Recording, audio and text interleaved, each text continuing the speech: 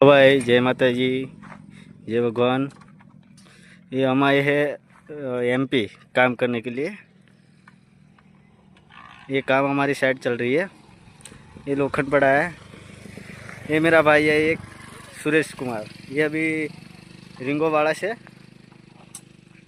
જોઈ લો। આવી રીતે રીંગો વળવાની।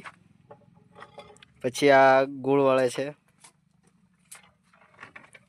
પછી અમે આ સરિયા હોંતી કાપી રહ્યા છે, ખબર છે તમને? આ કાતરણીથી।